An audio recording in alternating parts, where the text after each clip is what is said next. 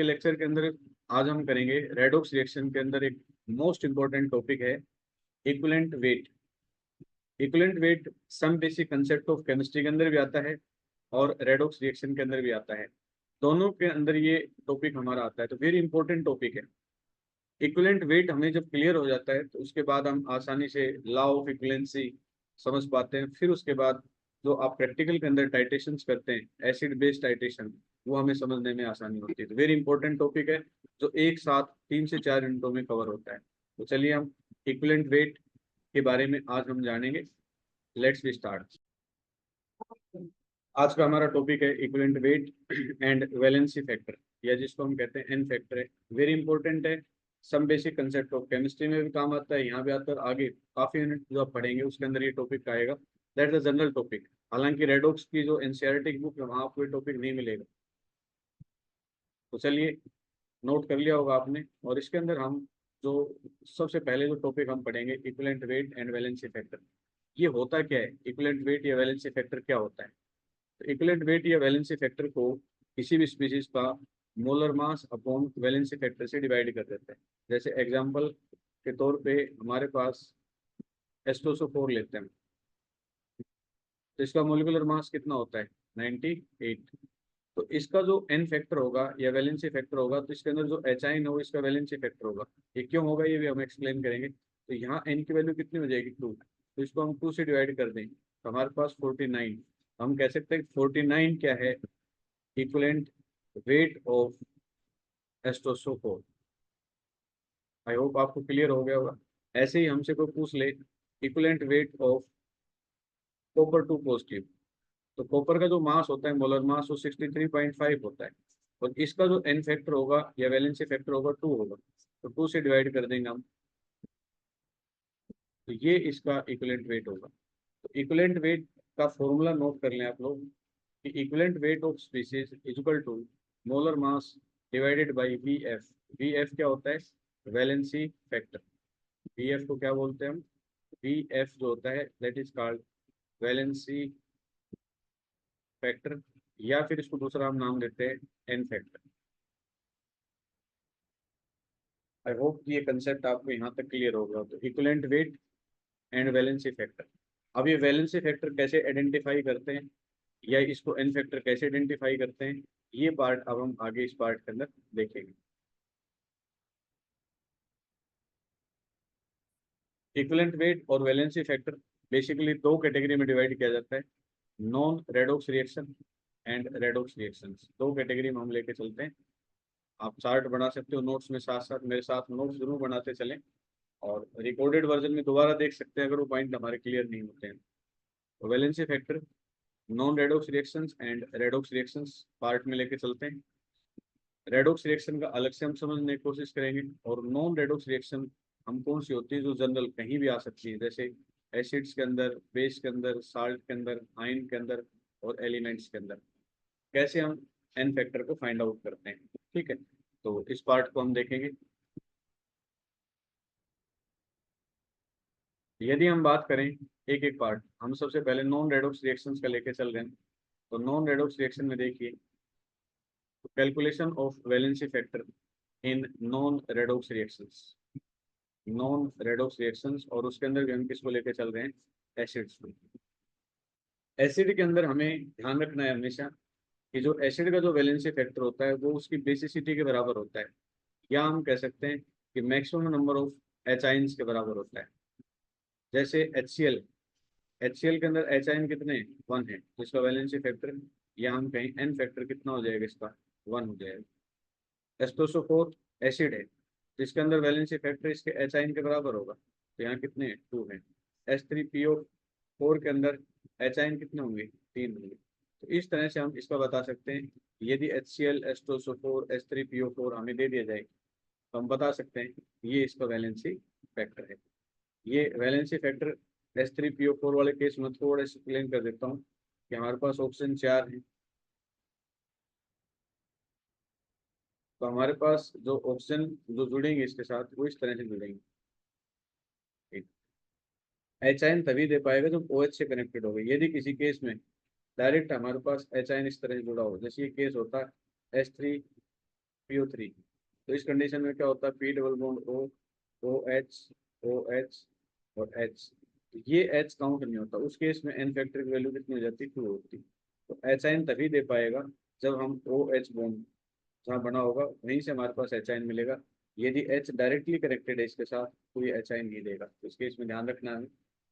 I hope कि acid के case में आपको क्लियर हो गया होगा। ये 3 एग्जांपल्स इससे रिलेट हैं, वो हमारे क्लियर होंगे। सेकंड, एसिड के साथ हम एक थोड़ा सा और जानने की कोशिश करते हैं। जैसे मान लो हमारे पास यहाँ एक रिएक्शन दे रखी है अपने पास, और इस रिएक्शंस में भी इस पार्ट को बताने की कोशिश की गई है। तो ये भी हम कैसे कर सकते हैं, तो बताओ।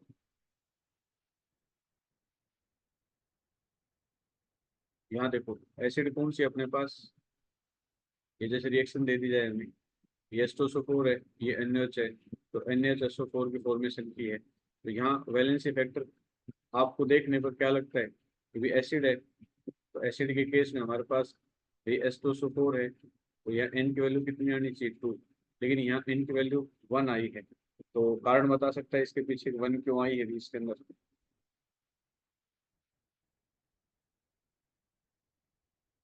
H2SO4। और इस केस में अगर आप लोग देखो, इस वाले केस में नीचे वाली सेम रिएक्शन, नीचे H2SO4, NaOH और Na2SO4। तो यहाँ देखो ध्यान से, तो यहाँ वैलेंसी फैक्टर कितनी आई है, 2 आई है।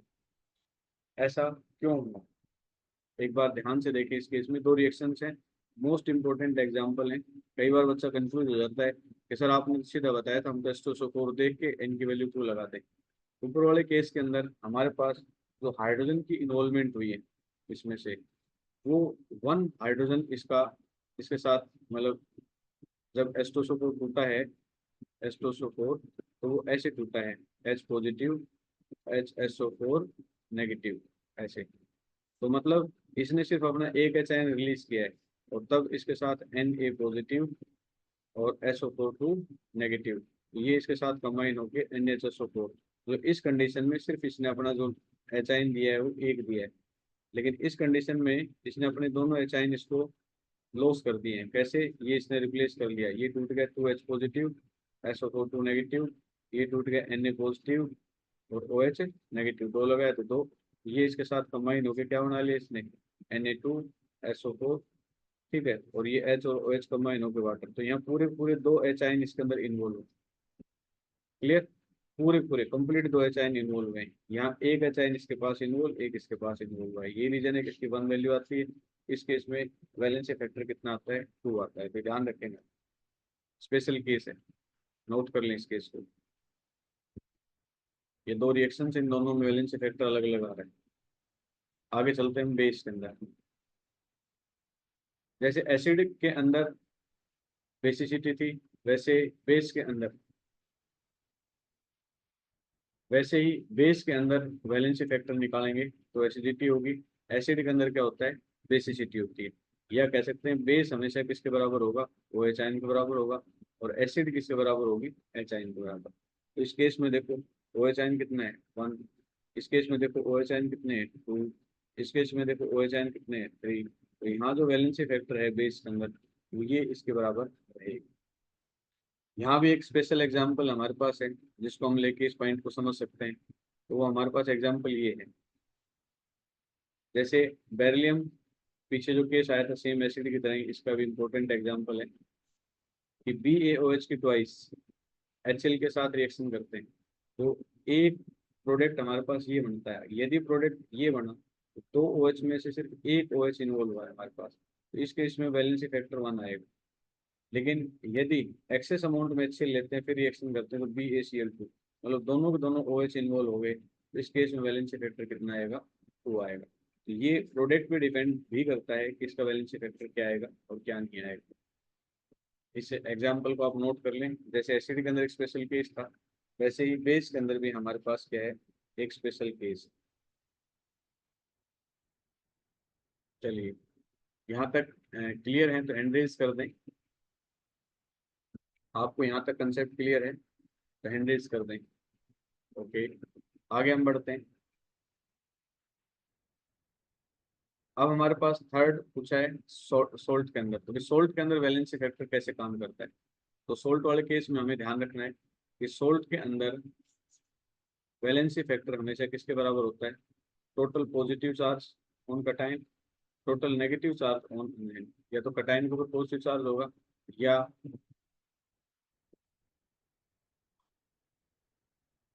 नेगेटिव पार्ट इसके साथ रहेगा। ठीक है? ये उमंग को दोबारा रिपीट करना है। सोल्ट का जो पार्ट है, सोल्ट के पार्ट को हम लेके चलेंगे। तो सोल्ट के पार्ट में हम किस तरह से कर सकते हैं, ये देखो। सोल्ट के अंदर हमेशा वैलेंसी फैक्टर किसके बराबर होता है, total positive charge on cation और total negative charge on anion. Cation और अनाइन पे पॉजिटिव और नेगेटिव चार्ज कितने हैं, जैसे इस केस में देखो Na पॉजिटिव Cl नेगेटिव, अगर इसको हम डिसोसिएट करें तो इसके ऊपर टोटल पॉजिटिव चार्ज कितना है, 1 है, और इस पर टोटल नेगेटिव चार्ज कितना है, इसके ऊपर 1 है। तो इसका जो वैलेंसी फैक्टर बनेगा वो 1 बनेगा। कब, जब सोल्ट दे रखा होगा। एसिड के केस में मैंने बताया एच आइन के बराबर होगा, जैसे इसके एच आइन हो गई। बेस के केस में इसमें किसके बराबर होगा, ओ एच आइन के बराबर होगा। और सोल्ट के केस में हमेशा जो उसके ऊपर पॉजिटिव और नेगेटिव चार्ज होता है उसके बिहाफ पे होता है। ठीक है, तो हमारे पास ऐसे कैल्शियम सल्फेट को अगर हम लें तो कैल्शियम 2 पॉजिटिव और SO4 2 नेगेटिव। तो देखो इनके ऊपर टोटल पॉजिटिव नेगेटिव चार्ज कितने हैं, 2 है, हमारे पास 2 आएगा। यदि हम इसके अंदर देखें एल्युमिनियम वाले केस में तो 2Al3 पॉजिटिव, और सल्फेट के ऊपर कितना चार्ज होता है, 2 नेगेटिव, और इसके आगे कितने लग जाएंगे, 3। तो इन दोनों को मल्टीप्लाई करें तो +6 इसके पास और -6, तो ओवरऑल जो नेट आएगा वो एन की वैल्यू कितनी आएगी, 6 आएगी। ऐसे ही इस केस में निकालो, Na पॉजिटिव इसके आगे 2 लग जाएंगे, और सल्फेट है इसके आगे कितना लग जाएगा, SO4 के आगे 2 लग जाएगा। तो यहाँ भी 2, यहाँ भी 2, तो एन की वैल्यू कितनी आएगी, 2 आएगी। एन की वैल्यू हमारे पास क्या आएगी, 2 आएगी। आई होप ये कंसेप्ट आपको क्लियर हो गया होगा। यदि सोल्ट के केस में निकालना है तो उसके टोटल कटायन और अनायन को फाइंड आउट करके हम आसानी से बता सकते हैं उसका वैलेंसी फैक्टर या एन फैक्टर क्या होगा। ये कंसेप्ट आपको क्लियर है तो प्लीज हैंड रेज कर दें, हैंड रेज कर दें यहाँ तक। Clear, okay. नोट्स भी बना ले साथ साथ अपने, नोट्स भी साथ साथ बनाते रहें। यदि हमारे पास केस आयन का आता है, फोर्थ केस हमारे पास किसका मिलेगा आपको, आयन का केस मिलेगा। आयन में जो वैलेंसी फैक्टर होता है वो किसके बराबर होता है, वो होता है magnitude of charge present on ion. Ion के ऊपर कितना चार्ज प्रेजेंट है, ये इस पे डिफाइन करता है। जैसे हमारे पास ये PO4, ये इस तरह से नीचे चार्ज आ रखा है इनमें, एक्चुअली में PO4 3 नेगेटिव, ये एग्जैक्ट इस तरह से लिखा जाएगा। तो इसके ऊपर चार्ज कितना है, magnitude of charge present of ion, तो मैग्नीट्यूड कितना है इस पे, 3 है, वैलेंस फैक्टर 3 होगा। ऐसे जो सल्फेट होता है SO4 2 नेगेटिव, ये जो 2 यहाँ लिखा है ये इस तरह से 2 नेगेटिव होगा, ये PO3 है, ये 3 नेगेटिव होगा, तो इसका 2 आएगा। क्लोराइड के ऊपर -1 होता है तो 1 आएगा, और C2O4 2 नेगेटिव है, तो इसके ऊपर कितना आएगा, 2 आएगा। यदि हमारे पास आयंस मौजूद है, वो चाहे कटायन हो या अनायन हो, तो जो उसके ऊपर चार्ज का मैग्नीट्यूड होता है वो उसके वैलेंसी फैक्टर के क्या होता है, इक्विवेलेंट होता है। यस, आगे बढ़ते हैं हम।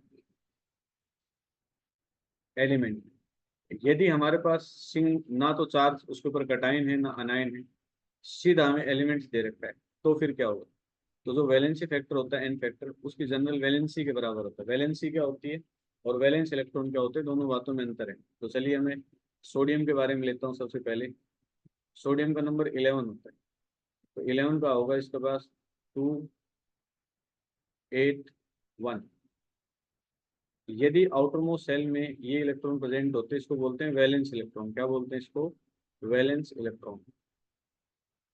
यदि वैलेंस इलेक्ट्रॉन 1 2 3, तो ये हमेशा लॉस करने की टेंडेंसी रखेंगे, और यदि 4 5 6 हो तो गेन करने की टेंडेंसी रखेंगे।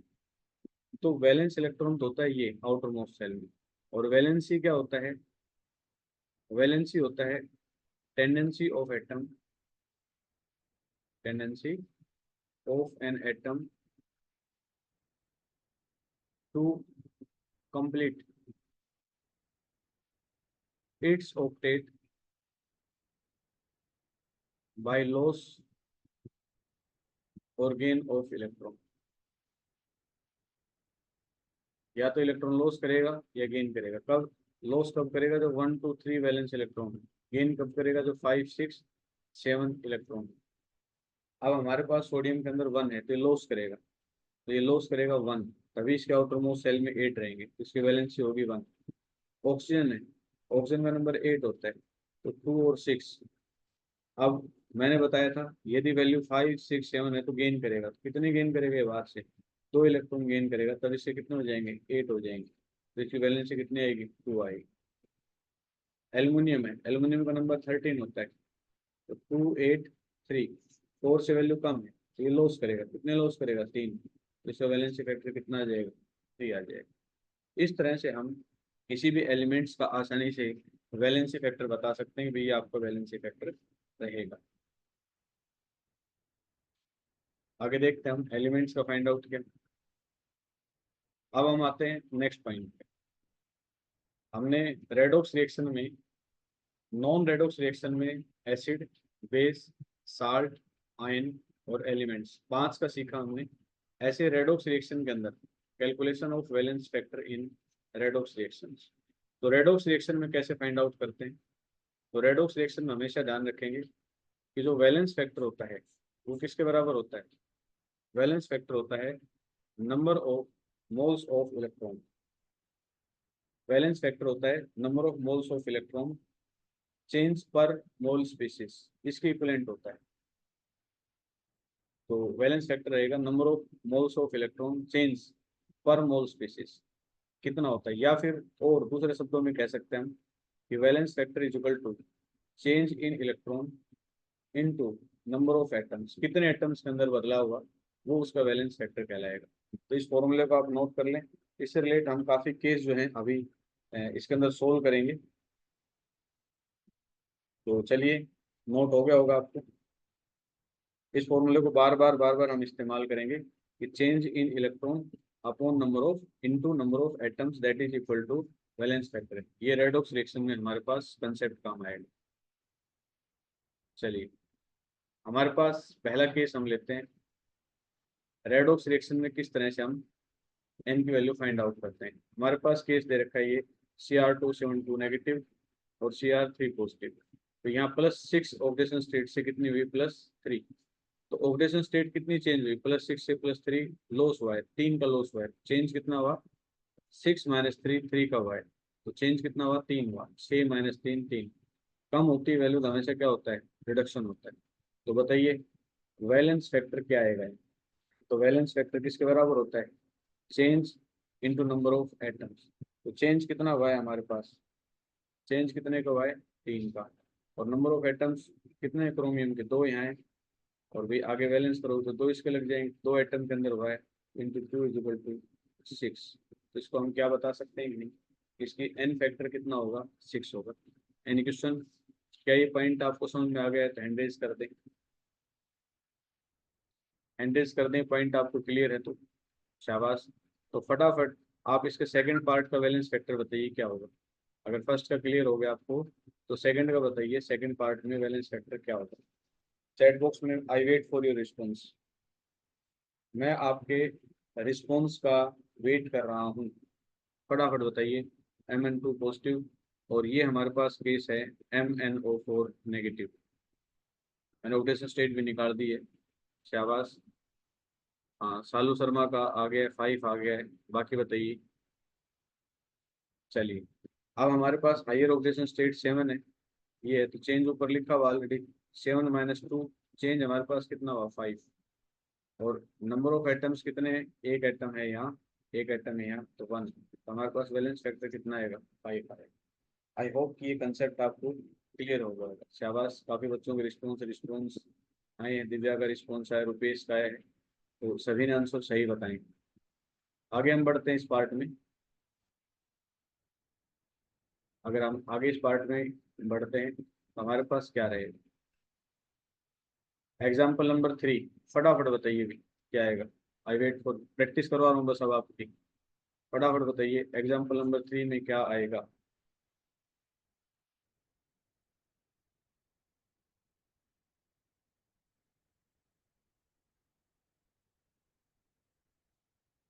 एग्जाम्पल नंबर 3 में अगर आयरन का देखे ध्यान से, तो आयरन पे +3 यहाँ भी है और +3 यहाँ भी है, तो आयरन को तो हम ले ही नहीं सकते इस पार्ट में, आयरन को तो लेने का मतलब ही नहीं है। तो कार्बन की जब हमने निकाली तो यहाँ +3 है और यहाँ कार्बन की कितनी +4, तो चेंज कितने का हुआ, 1 का। और एटम कार्बन के कितने इन्वॉल्व होके चल रहे हैं इसके अंदर, एटम कितने इन्वॉल्व होके चल रहे हैं, एटम कितने कार्बन के, यहाँ 2 दिखाई देते हैं लेकिन इसके ब्रैकेट के बाहर 3 लगा हुआ है, तो टोटल कितने कार्बन एटम हो गए, 6, तो चेंज 1 का हुआ। और कार्बन एटम कितने हो गए, 6, यहाँ से पकड़ेंगे हम, इस तरफ नहीं जाएंगे, तो 3 दूनी 6, तो वैलेंस फैक्टर कितना आएगा, 6। ज्यादातर बच्चे क्या करेंगे, इस 2 को देख के 2 ही बताएंगे, लेकिन ये ब्रैकेट के बाहर लगा है, इसका मतलब अंदर मल्टीप्लाई होगी, तो 6 कार्बन होंगे, तो वैलेंस फैक्टर कितना आएगा, 6 आएगा। फोर्थ में बताइए, फोर्थ का क्या आएगा, फटाफट बताइए। फोर्थ में 2, +2 से +3 और +3 से +4, मतलब यहाँ 2 चेंज हुए हैं, फर्स्ट का चेंज ये हुआ है, सेकंड का चेंज ये हुआ है। यदि डबल चेंज हो तब बैलेंस फैक्टर हमारे पास क्या होगा, तो दोनों को जोड़ देंगे। पहले में कितना चेंज हुआ है, 1 का, एटम कितना है, 1, प्लस दूसरे में चेंज कितना हुआ है, 1 का, लेकिन एटम कितने हैं यहाँ, 2, तो हमारे पास कितना आ गया, 2 + 1 = 3, तो यहाँ हमारे पास नेट रिजल्ट कितना आएगा, 3। आई थिंक ये क्लियर हो गया होगा सब। फर्स्ट चेंज है, एक ही एटम है, एक का चेंज है, एटम कितने हैं यहाँ, रिएक्टेंट की तरफ देखेंगे 2, जिनकी मल्टीप्लाई करेंगे तो ओवरऑल हमारे पास क्या आएगा, 3। अगले का बताइए फटाफट, फिफ्थ का। शाबाश, I wait for your response, fifth का रिस्पॉन्स मैं जानना चाहूंगा आपसे, क्या आएगा फिफ्थ का, चैट बॉक्स में डालिए फटाफट, फिफ्थ का रिस्पॉन्स चैट बॉक्स में डालिए, क्या आएगा।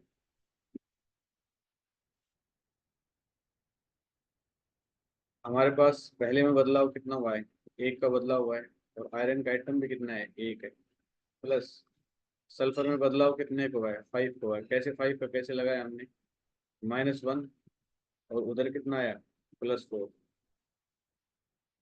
तो -1 से +4 की वैल्यू हमारे पास आई है, तो इसके बदलाव को हम कैसे बता पाएंगे, इस तरफ हमारे पास -1 आया है और इस तरफ हमारे पास क्या है, +4, तो चेंज कितना है हमारे पास, 5 का चेंज आया है। ये हम इस तरह से भी कर सकते हैं, यदि ये -1 है और इधर +4 है, तो इधर क्या किया जाए कि जिसकी वजह से हमारे पास इक्वल वैल्यू आ जाए, तो देखो यहाँ हम अगर -5 कर दें, यहाँ -1 है, हमारे पास -1, देखो 5 का हो गया डिफरेंस कि नहीं हो गया, तो ये 5 हो गया, तो 5 इंटू एटम कितने हैं, 2 है, तो ये कितना हो जाएगा, 10, तो 10 + 1 = कितना आएगा, 11। तो बहुत सारे बच्चों ने रिस्पॉन्स अच्छा खासा दिया है, 11 का रिस्पॉन्स काफ़ी बच्चों का है, मेरी विवेक है, दिव्या है, सालू है, इन सभी का रिस्पॉन्स अच्छा आया है इसके अंदर, तो वेरी नाइस। आई होप कि अब आपको ये कंसेप्ट क्लियर हो गया कि किस तरह से बैलेंस फैक्टर फाइंड आउट करते हैं रेडॉक्स में और नॉन रेडॉक्स में। चलिए, तो फटाफट एक क्वेश्चन और है तुम्हारी स्क्रीन पे, हालांकि सॉल्यूशन भी बता रहे हैं, इसका बताइए आंसर क्या आएगा। Find the equivalent weight of C2O4 negative in C2O4 negative से CO2 की फॉर्मेशन हुई है, ऐसी कंडीशन में इक्विवेलेंट वेट क्या आएगा, बताइए इक्विवेलेंट वेट क्या आएगा इसका।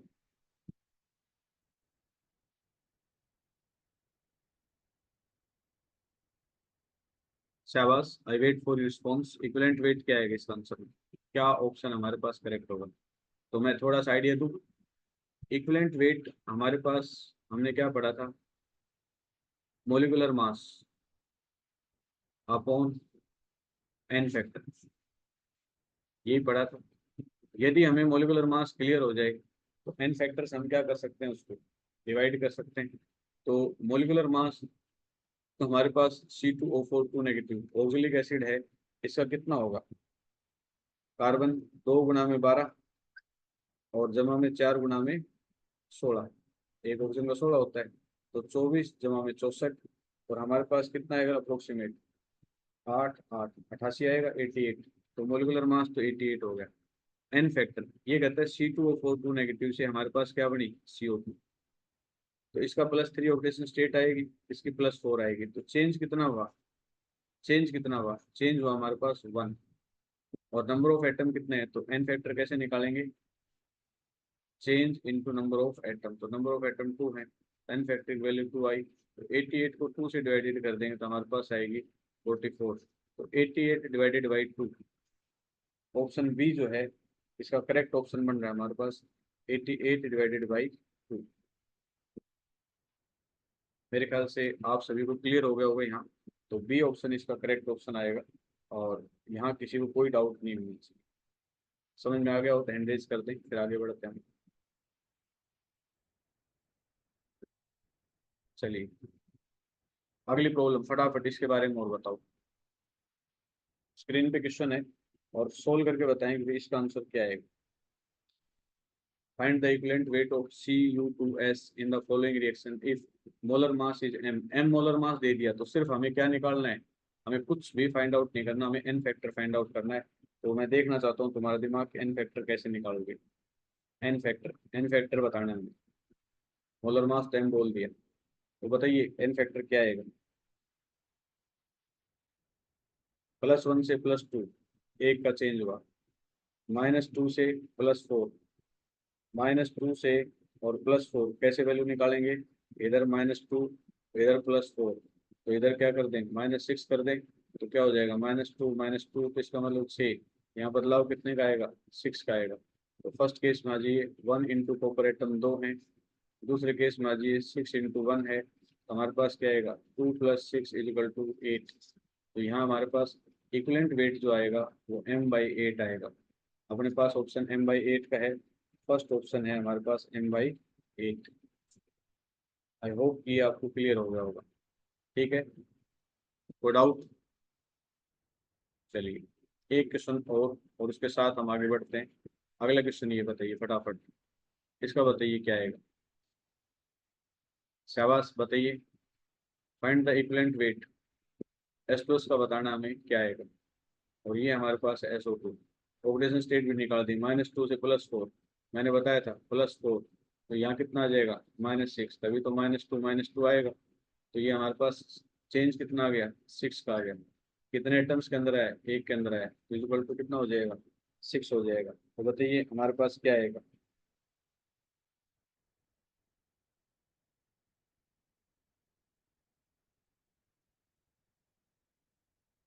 इक्विवेलेंट वेट ऑफ H+, बता दो। H2S मोलिकुलर मास कितना होगा 2, ये कितना होगा 32, और 32 और 2 कितने हो जाएंगे 34। तो 34/6। आप देखो 34/6 में हमारे पास आंसर क्या बनेगा इक्विवेलेंट वेट का, बताओ। बताइए कौन सा ऑप्शन आएगा इसके अंदर। 6×36 पे तो जा नहीं सकता, तो 34/6 का ऑप्शन हमारे पास ये दिखाई दे रहा है। फोर्थ ऑप्शन आएगा अपने पास, राइट है, बिल्कुल सही है। एक बच्चे ने बता दिया फोर्थ ऑप्शन आएगा। क्लियर। क्वेश्चन भी नोट कर लेना आप लोग नोट्स के अंदर, और कंसेप्ट भी नोट कर लेना आप लोग। ये दिमाग में अच्छी तरह से रखना है, क्योंकि 4 क्वेश्चन है जो आपकी हमारे डीपीपी में मिलेंगे।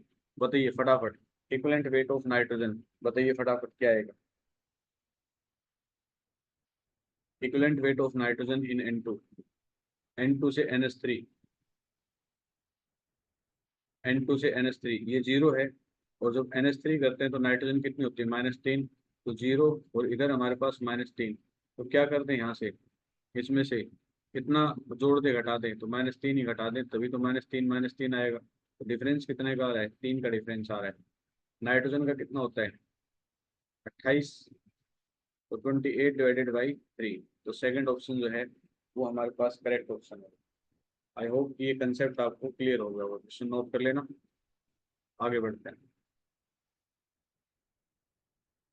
Find the valency factor of reactant, last question है, और इसके साथ ही हम फिनिशिंग कर देंगे। फटाफट इस क्वेश्चन को नोट कर लें, और इसके साथ इसका वैलेंसी फैक्टर 61 आएगा, आप लोग निकाल लेना, और कल हम इसको डिस्कस कर सकते हैं। 61 आएगा इसका वैलेंसी फैक्टर। इस क्वेश्चन को नोट करके सोल्व करेंगे, ये आपका होमवर्क है SW।